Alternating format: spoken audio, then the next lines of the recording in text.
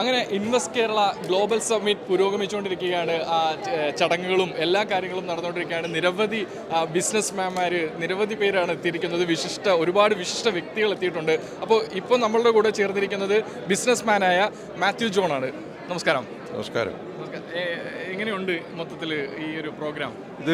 എൻ്റെ ഒരു ആദ്യ അനുഭവമാണ് കേരളത്തിലെ ഈ ഇൻവെസ്റ്റ് കേരളയിൽ പങ്കെടുക്കുക. ഇതിനനുബന്ധിച്ചിട്ടുള്ള ഒരുപാട് മോഡലിങ്ങും ഇൻവെസ്റ്റ്മെൻറ്റ് സാധ്യതകളെക്കുറിച്ചുള്ള ഒരുപാട് വിഷയങ്ങൾ ഇവിടെ ചർച്ച ചെയ്യപ്പെടും. ഇൻക്ലൂഡിങ് മേക്ക് ഇൻ ഇന്ത്യയുടെ ഒരു വലിയ ഭാഗമായി മാറാനും ഇൻവെസ്റ്റ് കേരളയ്ക്ക് സാധിക്കുമെന്ന് വിശ്വസിക്കുന്നു. ഒപ്പം തന്നെ ഞാൻ ഇടുക്കി ജില്ലയിൽ നിന്നാണ് വന്നിരിക്കുന്നത്, പ്രത്യേകിച്ച് പീരുമേടിനെ പ്രതിനിധീകരിച്ച്.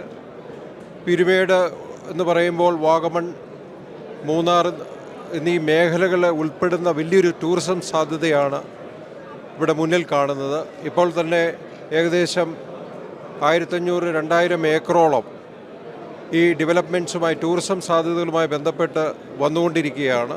ഒരുപാട് ഇൻവെസ്റ്റേഴ്സ് വാഗമണിലേക്ക് വന്നുകൊണ്ടിരിക്കുന്ന ഒരു സാഹചര്യത്തിൽ ഈ ഇൻവെസ്റ്റ് കേരളയിൽ ഇതിനുള്ള വലിയൊരു സാധ്യത ഈ മേഖലയിൽ കാണാൻ സാധിക്കുമെന്നുള്ള ഒരു പ്രതീക്ഷയോടുകൂടിയാണ് ഞാനിവിടെ നിൽക്കുന്നത്.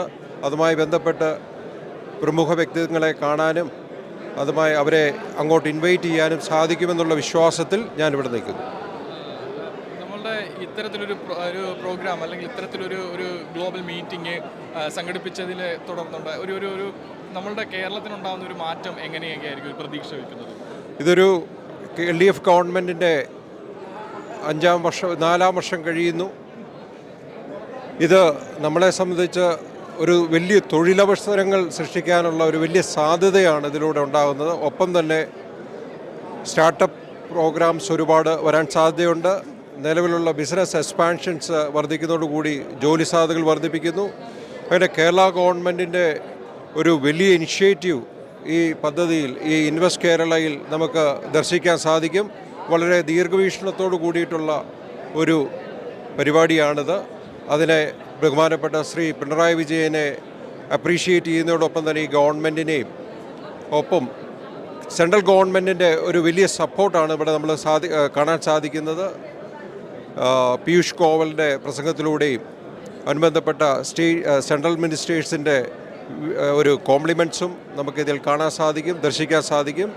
ഇതൊരു വലിയ മാറ്റത്തിലേക്കുള്ള തുടക്കമാണ് എന്ന് വിശ്വസിക്കുന്നു.